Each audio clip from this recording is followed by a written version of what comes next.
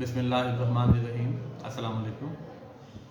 19 पारे का आगाज़ सूरह अल फुरक़ान की आखिरी आयत से होता है, जिसमें कुफ़ार बेशुमार एतराज़ात जो मुसलमानों पर लगा रहे थे कि कुरान एक दफ़ा क्यों नहीं नाजिल किया गया, किसी फ़रिश्ते को क्यों नहीं भेजा गया, फ़रिश्ता क्यों नहीं नबी बना कर भेजा गया। तो अल्लाह ताला ने कहा कि ये तमाम एतराज़ात बेमकसद हैं। इंसानों के दरमियान इंसान को ही भेजा जाना था, फ़रिश्ते तो सिर्फ़ अल्लाह के हुक्म से तभी आते हैं जब किसी कौम को अज़ाब देना हो। और कुरान को इसलिए थोड़ा थोड़ा करके नाजिल किया गया कि ताकि तुम्हें समझने और याद करने में आसानी हो। और जब क़यामत का वक्त आ जाएगा तो मुनकरीन जब मौत के फ़रिश्ते को देख लेंगे और अज़ाब का अपनी आंखों से देख लेंगे तो वो पछताएंगे और कहेंगे काश हमें दुनिया में वापस भेज दिया जाए, लेकिन तब उनकी नहीं सुनी जाएगी और उनको जहन्नम की अथाह गहराइयों में फेंक दिया जाएगा। अगली सूरह मुबारक सूरह अल-शुअरा है, जिसमें हज़रत मूसा का वाक़या एक दफ़ा फिर बयान किया गया है कि कैसे वो फ़िरऔन के पास गए, उसको तलकीन की, उसको बार बार रिक्वेस्ट की, दरख्वास्त की कि एक अल्लाह को मान लो, तुम अल्लाह के बंदे हो, तुम अल्लाह नहीं, तुम नाउज़ुबिल्लाह खुदा नहीं हो सकते। तुम्हारे पास ज़मीन की बादशाही वक्ती तौर पर ज़रूर है, लेकिन ये अल्लाह की दी हुई चीज़ है और तुम्हारे पास वो ताकतें बिल्कुल नहीं हैं कि जो एक कायनात के मालिक के पास होती हैं। लेकिन वो तो मुतकब्बर था, सरकश था, वो बिल्कुल बाज नहीं आया। उसने आपको मुख्तलिफ़ हीलों बहानों से तंग किया और आपको वहाँ से निकल जाने पर मजबूर कर दिया। लेकिन जब हज़रत मूसा अल्लाह के हुक्म से दरिया पर रस्सा मारा और दरिया दो हिस्से हो गया तो आपका अलैहिस्सलाम का लश्कर तो निकल गया, लेकिन जब फ़िरऔन और उसके हवारी दरिया के दरमियान में पहुँचे तो अल्लाह के हुक्म से वो दरिया आपस में मिल गया और तमाम लोग गर्क हो गए। ताहम कुछ अर्सा बाद अल्लाह ताला ने फ़िरऔन की लाश को दुनिया के एक साहिल पर समुंदर के फेंक दिया, जो कि अब एक म्यूज़ियम में महफूज है और वो लोगों के लिए इबरत का सामान बनी हुई है।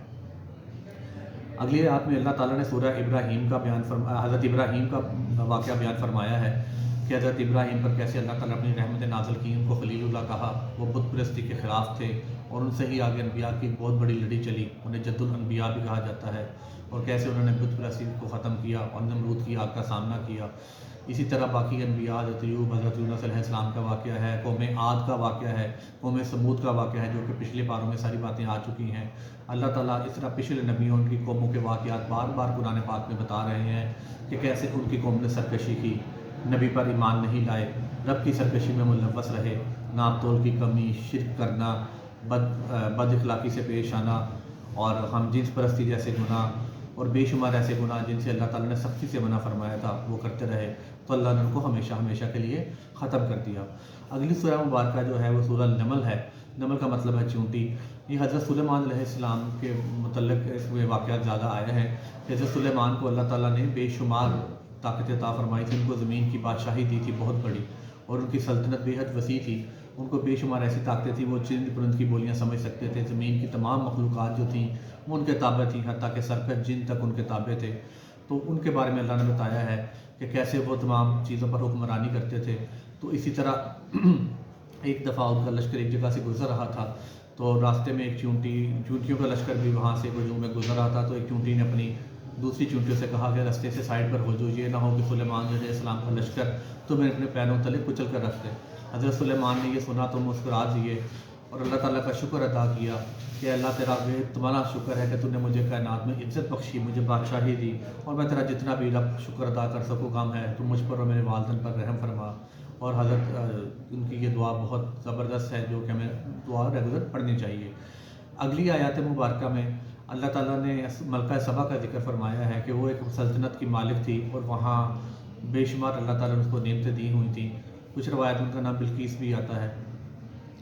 तो लेकिन वो बुत परस्ती का शिकार कौम थी।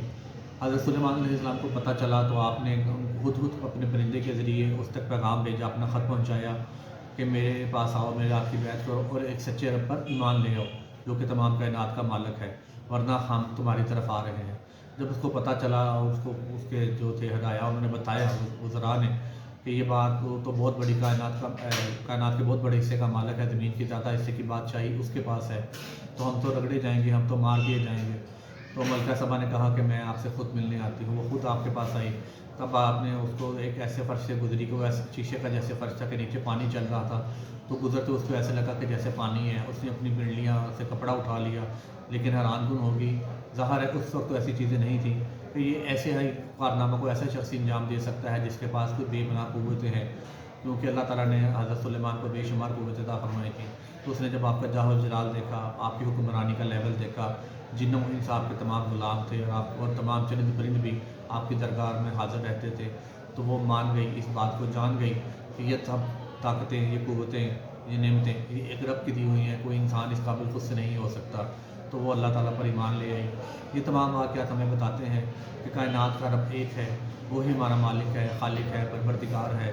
اگر ہم اس کی عبادت کریں گے، سچے دل سے اس پر ایمان لائیں گے، تو بے شک دنیا جہان کی نعمت اللہ تعالیٰ پر نچھاور کریں گے۔